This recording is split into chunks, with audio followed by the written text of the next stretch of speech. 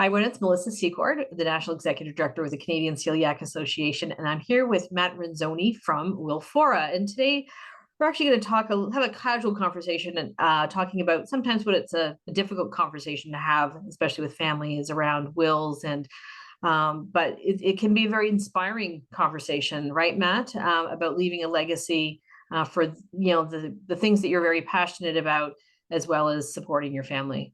Yeah, no, of course. And I mean, that's what I'm in the business of doing, right? Our goal is to make sure that we can help Canadians create a legacy and have better access to estate planning. So obviously a lot of people have stories of, family members or themselves who have had difficulty with estate planning, or they've had a family member unfortunately pass away without either without having a will or without leaving a gift to a charity they may have wanted to. So it's definitely something that we're trying to change in Canada for sure. And we actually started this conversation, offline a few months ago when my mom passed away. And, we realized that, we should have a bit of a conversation and share it with some of our community members here with the Canadian Celiac Association. And I think in terms of, you often don't think of a will until you're facing it.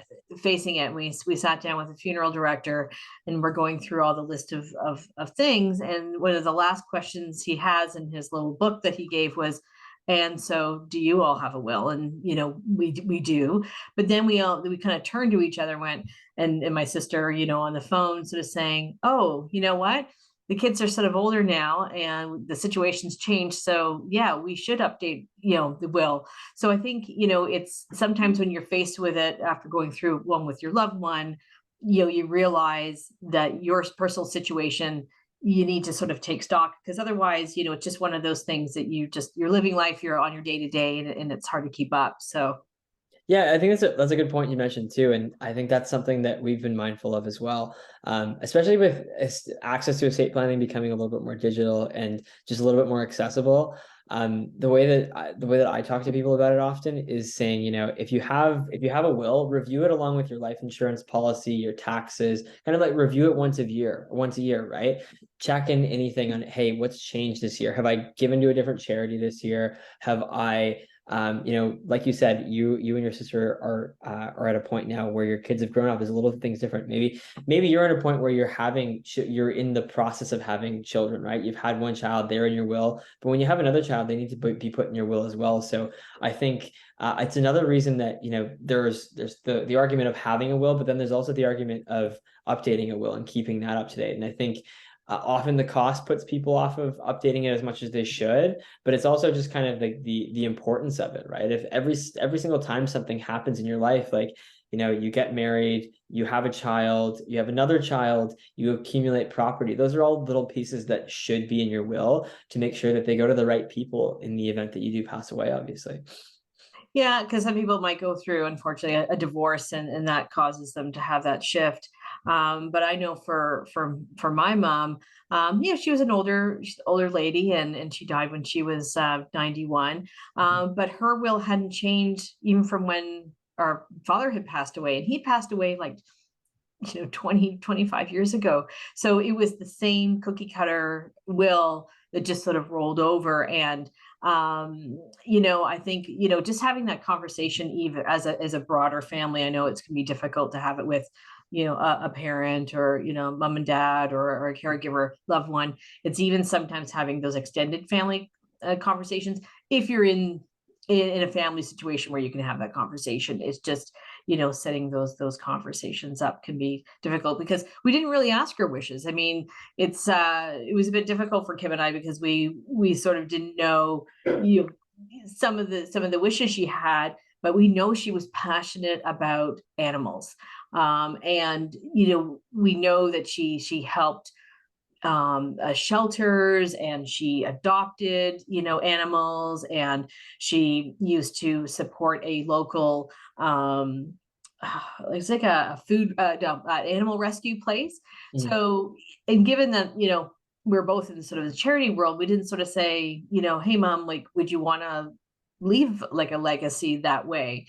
And she was also a gardener too, and she loved gardening, and so there might have been like a horticulture group, but the animals was her number one.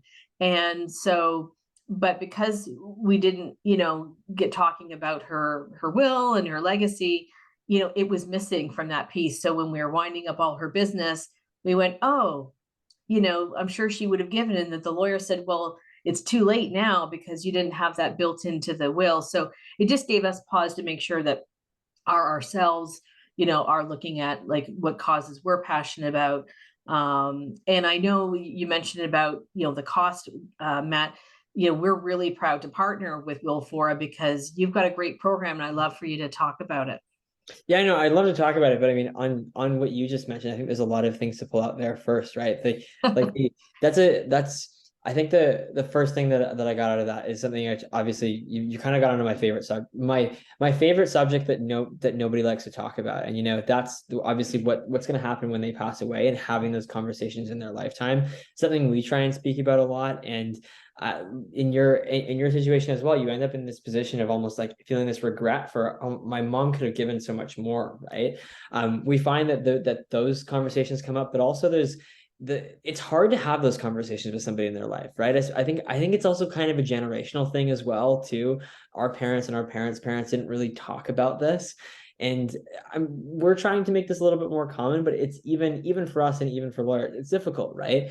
We don't have control over people after, they create a will through Willfora, or they create a will with a lawyer. Those conversations on, hey, this is in my will, and having that conversation with your family, those are conversations that are always happening offline, and that need to happen, because the downside of that sometimes, like, is, I guess, with you and your sister, you're sitting there saying, actually could have given more, but there's another side of that, unfortunately, where somebody has left a gift to somebody, or we always use the example of, your diamond ring going to your firstborn daughter instead of your secondborn daughter, for example. And if that conversation doesn't happen or doesn't happen in that person's life, then unfortunately, they're left with all these questions when eventually you do pass away. So it's a really important piece, and it's something I wish more people talked about, but at the same time, it's a difficult one to move the needle on, right?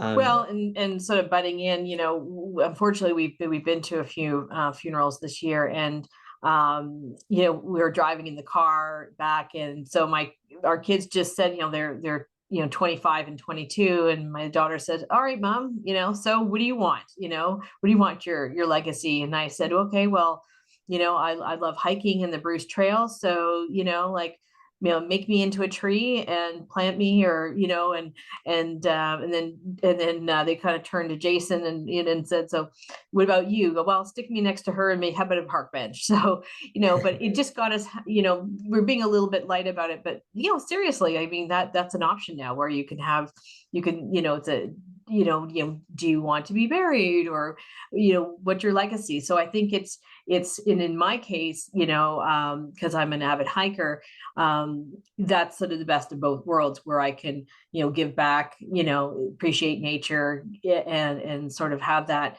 conversation. But it's important. It is tough to have it, but sometimes it's just it's good for my sister will say, death is for the living. Mm-hmm. Right. So I think, if we knew a bit more about wishes, then you just feel better going through it as a family for that loved one, and know that, you're making them happy, and you're not struggling and making decisions that are stressful, right? It just makes it easier going, well, that's what they wanted. They wanted to be buried with a park bench, or they wanted to be overlooking a hill, or they wanted to go back to their homeland, or they wanted to, leave a legacy with their favorite passion, because, whatever that might be. Yeah, no, and I'm glad you mentioned that too. I think that's you're kind of alluding to another subject that's obviously difficult to figure out. Yeah, by the way, it's obviously it's so you and you're talking about your kids and your husband talking about what do you want to leave behind? It's a tough question to answer, right? It's not. I think that's the thing that we found, and really the beauty in legacy giving is it's values based, right? It's answering the question of, hey, what do you want to see more of or less of in the world when you eventually do pass away, right? And there's not a lot of giving is like that, right? I think that a lot of people in Canada, the US, and abroad as well are used to giving when asked, right? When to support a charity in a campaign or something like that, and they're not usually, the question doesn't usually come back to them for them to say, hey, what do I want to see more of or less of in the world when I pass away, and how can I make that happen? It's not really, it's a tough question to answer. It's kind of uncomfortable, but I think it's also really, really important. It gives people an opportunity to also in their lifetime live for something again at the end of their life. Yeah, and I think with celiac disease, given it's a generational genetic condition, a lot of our community will thinking, "Oh, I don't want my grandkids to see it's so tough for them to get diagnosed," or, I'd rather want to see where someone, it's hope, right? It's leaving hope that you're leaving things a little better. And when you pass away, that can be some of your biggest charitable giving ever, right? Because somebody may be able to afford, they can give maybe $25 or $50 here and there, but with some careful planning, you could leave quite a legacy, as you say, and leave that world a better place. And if you love the vision of, with celiac disease, it's every person who's diagnosed, but they're empowered, and it's giving hope that they can have a Canada that they walk into a restaurant and gluten-free, not a problem. If they were in a hospital, gluten-free, not a problem. Like they walk into a grocery store and there's lots of choice and it's all healthy. Like that just leaves you with a satisfying sort of feel if you're a person with celiac disease, and knowing that good chance that a lot of your relatives behind you are going to be still diagnosed with celiac. It's not going to go away, but or maybe you want to put some money towards research because that's just going to make their life easier, and you don't want them to suffer as much, or you just want them to have a better path. And or for someone on the nature side, it's just a greener space, or places to hike. So Of course, yeah, and I think that the other point you alluded to there that's super helpful is also what can happen, or how your estate can be divided, right? And I think that we've tracked, in the Canadian Association of Gift Planners always talks about this, where if more people knew about basically when you die, your money, you're going to get billed with this huge tax bill, right? And more people don't leave a gift in their will because they're afraid that that's going to take away from their children's inheritance, when you can work with your financial advisor to make sure that when you eventually do pass away, if you do leave a certain gift that's calculated with that financial advisor, that can offset some of the taxes on your estate and actually ensure that more of your wealth goes towards your children and less towards the tax man. It's funny that I forget who I remember saying it, but I was like Canada does want you to give less money to the tax man because we have some of the best tax benefits available for leaving a gift in your will. So it's definitely something that requires planning, but that you should think about in making sure that like you said, you're leaving the world a little bit better, and you're also thinking a little bit more about it requires thought about your children too, right? And the people that you do want to leave your estate to, as opposed to just the charities. yeah, and and we had this conversation too, is when we were sort of sitting down with the lawyer, and there's like, well, it's too late now. The ship has left. So if you want to leave your mom a legacy, you'll have to do it through your own personal giving. And we're going through the probate process, and wondering how much the tax man is getting of those precious dollars that mom and dad had saved and planned with, and who wants to pay more tax than they have to. And if she could have benefited all those amazing animals that she would have loved to have all taken in herself, but then also supported the family, like her grandkids, like leaving them, some extra dollars, but no, it's going to go to the tax man. So, it got us really thinking as a family, that careful planning. And I know, my daughter, has just started a new job, and she's kind of working her way through. She got the benefits, and then she had to sit down and go, okay, so I need to now create a will, because she's young. She's only 25, but she realized she's got some asset now, and she's going to eventually own a home. And so, Matt, we can, segue in, but, she used your will making kit because it was online, it was easy. And especially, starting off, it just made it more accessible. But, she feels super responsible now that she's, starting that path to look after herself. And I talked to her about, well, and she does have her passions where she might want to leave her legacy eventually. Yeah, no, totally. And I would fall into the same categories as she does. Of, I'm building up and I don't have property. I'm not married. I don't have children yet, but I still do see the value in having a will and building that up and slowly adding to that. Right. I think there's a great opportunity we have to engage with donors, or with donors from charities, with people who need to create or update their will, but also this younger demographic of people as well, who are just slowly starting to come into their own and build their careers. And our hope is that we can have documents that live with them throughout their life, because they're, like you said, I mean, they're easy to update. The goal isn't to make them ridiculously intense and complex. It's just trying to make sure that we can be there when they need us, and that they can update as needed. And then if they do choose to leave a gift in their will, then they have that option to do that as well. And of course we would encourage that, but the service will still be free to them either way, whether they choose to leave a gift or not. And Canadians are such a generous, people. And I think, I don't know if you've got some stats. I think just even alone in the baby boomer generation, they've done very well. And I think, the conversations about more about, it's just leaving that legacy is something that you're really passionate about, and making it easy for people to be able to, just get on that path and get started, and have those conversations, tools like that you're offering through the CCA. It just allows Canadians to kind of have that opportunity to just, as I said, leave the world a little bit better. Yeah, of course. And I think the elephant in the room here in terms of stats is that only about 5% of Canadians leave a gift in their will. That's always been, since we started out with Willfora, it's always been one of the ones that we've thought about. And I know the Canadian Association of Gift Planners thinks about it a lot. And this is really from their research.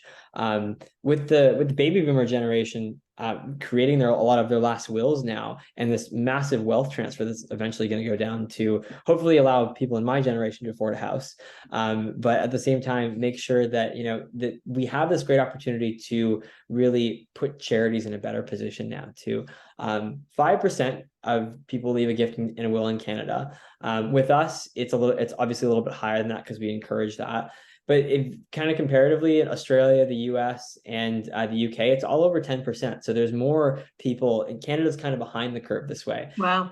And what the Canadian Association of Gift Planners research has indicated is that there's actually, if we go from 5% to 8.5%, that positions about $40 billion to go to charity over the next 20 years or so, which that's a huge benefit to charities in Canada, but also a huge benefit to causes, and to, again, leaving the world a little bit better than you left it, obviously. Yeah, and I think something we've talked about in other sort of legacy, conversations we've had, in the webinars that we've hosted, is having the conversation with the charity itself, because it'll be amazing that if you are thinking about it, what kind of impact you would like to have, and maybe what opportunities there are with the favorite charities. So, like for CCA, for example, we do have a research fund, so someone could adopt a researcher. So, they could leave a gift as simple as like 5,000 in an estate, that's reasonable, that you could fund, a major research project with a young investigator that gets themselves on the path of, doing quality of life research for celiac disease. We give an annual grant of 25,000 that goes to a major researcher like McMaster University and the Elena Verdue's of the world, who do transformative research that we helped fund, that again makes life better for people with celiac disease. And then just the ongoing programs of, there can be people who said, I really love to pay it forward and help be a lifeline to people with celiac disease who, newly diagnosed. I knew the struggles, and, I wouldn't want my granddaughter or grandson or my generations to go through that. So having those conversations of what, if you'd like to have something dedicated to a certain round of programming, or just being, building that more awareness. But, with other charities, it's the same conversation. Often, the gifts come as a surprise, and, we're very obviously sorry for the families, but grateful that they've thought of us. And then we're very careful with, stewarding and shepherding that information. But sometimes having a conversation with charity just gives you a chance to kind of understand what you could do with it and what how for a group like CCA, a gift in a will could be quite transformative to a small charity like our own. It can make a massive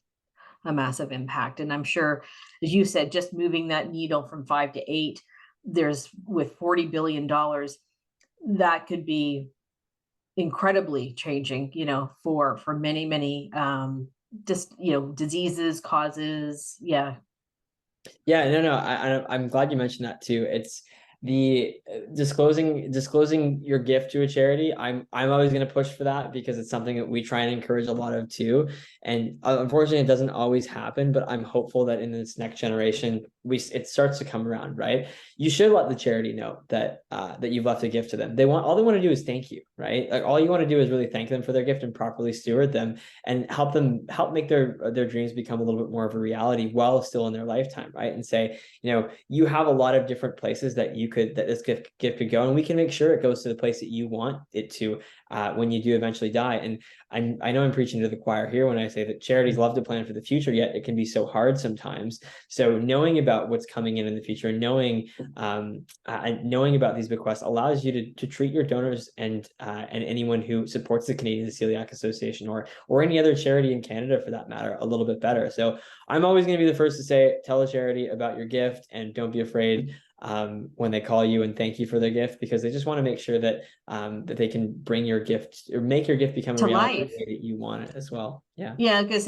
gonna say, as you said, you get to live the joy of the impact you're gonna make, and sort of, to bring it to life after you pass, which is sort of the irony. But it is pretty incredible. And there are some ways that if you have, if we were someone's favorite charity, that's awesome if you have a singular charity. But if you have a few charities that you've got a few favorite charities, I mean, there are some foundations that can help steward your money to the places, in your will, that can help manage that and give some. So if you're in a more substantial estate, there's like say the Calgary Foundation, as for example, that they can help make sure that if you've got multiple charities with multiple giving with very specific requests, it can be channeled through there. So that's one option. And I would caution on the designation. So you do want to try and have that conversation with the charities, because if you've designated your gift so specifically, those funds have to go to that designation. And if that project, that research fund isn't there anymore, or maybe they're doing something different, that money can't be spent. So, the last thing a charity wants to leave is money that, doesn't fulfill your wishes. So it is nice if you can have that conversation to make sure that it's broad enough that it doesn't, it's for that future giving. And maybe if it's a substantial gift, you're getting maybe to endowments and things like that. But you need to make sure it's nice to have that conversation, because they can have that conversation internally at the board level to see whether they can manage that, those funds in that way, and it doesn't restrict anything. And then, because you'd hate for your money just to be sitting there and not get used, because that program doesn't exist anymore, that line. So that's something I would just caution or just advise. Yeah, no, and I think you stole the words out of my mouth. I was going to say the same thing too. If you ever do leave a gift and you want a designation, you should definitely talk to the charity about that, because they can't, like you said, a charity can't use your gift if it's to a designated fund that no longer exists, right? Like the random example I always use is if you want to support a wing of a hospital that changes its name, for example, at the event, or you want to support a hospital foundation that has to have build a specific, or have them add a new specific machine that no longer is or that is redundant when you eventually do pass away. Like things like that can all happen. So that's why you should have the conversation, because they can help you figure out what makes the most sense. The exception obviously is universities that we've seen so far, where specifically a faculty of a university. So if I was to give back to my alma mater and want to give it back to the School of Business, which I graduated from, versus the School of Engineering, I can make a designation about that in my will. And that's pretty easy, because there's not a different registered charity for those specific faculties. They actually just want to have a specific designation, so they know what faculty that can go to, as opposed to just giving a generic gift to your university. Matt, just a thing popped in my head, and that happens a lot, so I'm just going to ask it. So, in terms of your will process that we've got the service through you guys, what are some of the key things to help people if they want to sit down and go to the CCA website and they click start making a will? What are some of the basic things that they should maybe just have on hand? Just because I know they can make a will within under like 20 minutes. So, what are the key things that they should have sort of ready on paper to go when they start that process? Yeah, no, great question, because I think we see this all the time too. A lot of people who have talked about using Willfora, a lot of them will drop out at two specific points, really, right? It's when you're assigning guardians and when you're assigning executors. That's usually where somebody gets to the point and they go, I should have talked to my spouse about this. I got to come back and finish it later. So, the total time tends to be 20 minutes, but it doesn't mean that the person isn't coming back and forward. So two things that I make sure to have is, who's your guardians for minor children, in case if you have minor children, who is your executor, and specifically, are there any other people other than your children that you may want to leave a gift to, or are there charities that you've thought about already, right? And if there are those charities, have you spoken to those charities? I'd recommend speaking to those charities, and also if you do want to offset some of the taxes on your estate, to speak with your financial advisor before and figure out the gift size based on the size of your current estate that can offset that. Those are the main ones that I would recommend. With the exception of that, it's meant to guide you and be pretty simple. So to recap, guardians, executors, extra, speak to the charities, and then also value of the gift. If unless you want to give a specific cash gift, for example, like if you wanted to give $20,000 to a specific charity, that would just hold value. The other way you can give is through a residual gift, meaning a percentage of your estate. So as your estate fluctuates in value, whether you gain more wealth or you lose wealth, that percentage of that estate will fluctuate with that. So that's more the one that you can calculate with a financial advisor, because it's a little bit more complex than just giving a $20,000 cash gift to a charity that doesn't change in value throughout the time that you're alive until you eventually pass away. Yeah, that's great. Great to know that you have the options, and it's always important to work with your financial advisor on those details. So, a great conversation. Do we have anything else, Matt? I mean, I know when we first sat down after my mom passed away, and we thought, well, this would be a good conversation to have and just to kind of share, because we went through it personally, with our mom, and seeing the things that kind of we went, oh, aha, some of the updates. But anything else you'd like to share with our community?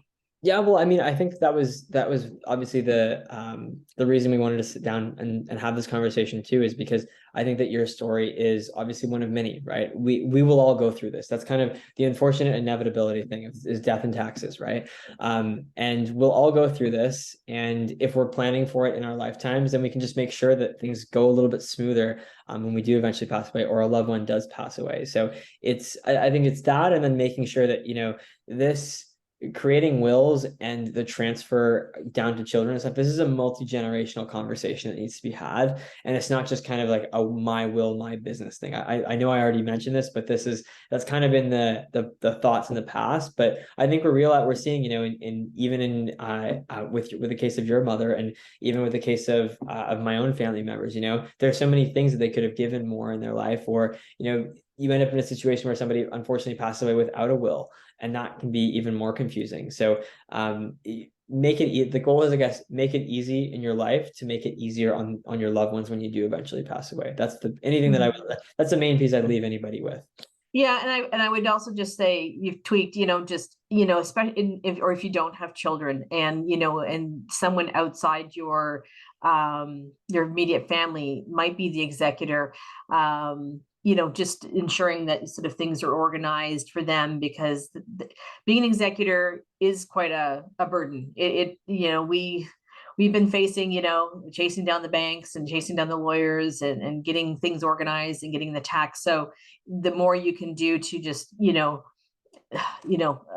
it's a hard enough process to lose a loved one, and then all of the other things that they're going to have to do on the other side. So the more you can be prepared, it just leaves things in a better situation. And yeah, so thanks for taking this time, Matt. I think it's been a really great conversation, just to kind of, you don't often think about, as we talked about off the top, of making a will until you go through it, or you've had a major life-changing thing, whether it's a marriage, a child, a death, or some other situation in your life. So I think it's just a little reminder, as we start the new year, as people start maybe planning their budgets and things and checking other things, that we wanted to kind of let people know about this conversation.